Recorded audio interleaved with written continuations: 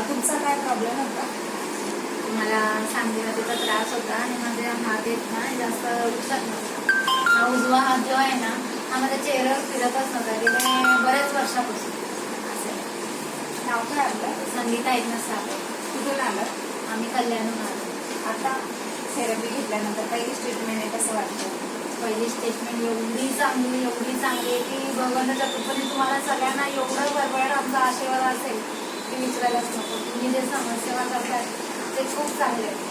मी म्हणतात ना वरून तर बोलतेच पण आतून माझा म्हणजे इतकं हे होत आहे ना की सांगण्यासारखं नाही.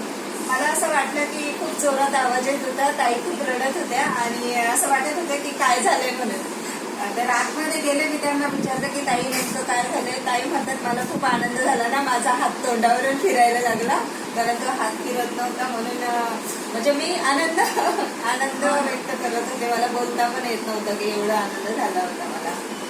तर आता तुमचा हात बराच ठीक आहे? हो, आज पहिल्याच थेरपीमध्ये म्हणजे माझा हात डायरेक्ट म्हणजे असं चेहऱ्यावर फिरतच नव्हता असं. मग मी कधी हाताने साबण वगैरे चेहऱ्याला लावतच नव्हते आणि मग फक्त ह्या हाताने. आणि मग कसं मला वाटलं बाई माझा हात तर पूर्ण लॉक झालाय आता माझा हा लॉक होऊ नये असं म्हणून मी पण आता कसं आले यांना दोघी जणींना घेऊन आले. म्हणलं चला माझं पण आपण दाखवून घेऊया ह्या हिशोबाने. पण सर ते चांगले आहेत. त्यांनी मला फक्त एका दिवसात एवढं हे केलं. जर त्यांनी सांगितलेलं त्या टायमाला आपण आलं तर आपलं पूर्ण सगळं. परिस्थिती घरची कशी आहे? माझी घरची परिस्थिती अजिबात चांगली नाही, कारण माझ्या मिस्टरांचे दोन्ही किडनॅप केले. मी थोडंफार कामधंदा करेल माझं पण हे असं. त्यामुळे एकदम म्हणजे हेच आहे. तुम्हाला 100% मोकळं करणार. हो ना, खूप चांगलं होईल.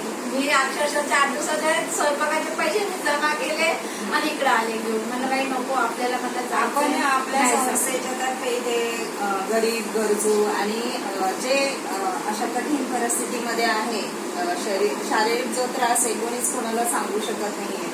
जे आता समजा तुम्ही दवाखान्यामध्ये गेले असता तर तुम्हाला ब्लड वगैरे सगळं चेक करायला सांगितलं असतं, एक्सरे काढायला सांगितलं असतं, तर तो खर्च तुम्हाला झेपवला पण नसता. मेडिकलचे जे औषधं देतात ते पण झेपवले नसते आणि त्यांनी तुम्हाला सांगितलं असतं की एवढ्या दिवसांनी परत या, एवढ्या दिवसांनी परत या. तर हे असं करत करत जवळजवळ तुमचा 5 ते 10 हजाराच्या घरात पण खर्च गेला असता. पण आमच्याकडे आता आम्ही ट्रीटमेंटची फक्त तुमचे 200 रुपये घेतो आणि संस्थेतर्फे सामाजिक कार्य म्हणून हा जो मी पुढाकार घेतलाय, तर तुमच्या लोकांची साथ असते तर नक्कीच आपण पुढे चांगल्या प्रमाणात लोकांना मदत करू. कारण एक शरीर वाचवा आणि पैसा वाचवा हे अभियान आपण सुरू केलेलं आहे. आणि अशोक काकडे सर आपल्याला औरंगाबाद संभाजीनगर इथून म्हणजे खूप मेहनत, एक गव्हर्नमेंट सर्वंट असून आपल्यासाठी सेवा देण्यासाठी इथे येतात, तर आपण त्यांना सहकार्य केलं पाहिजे.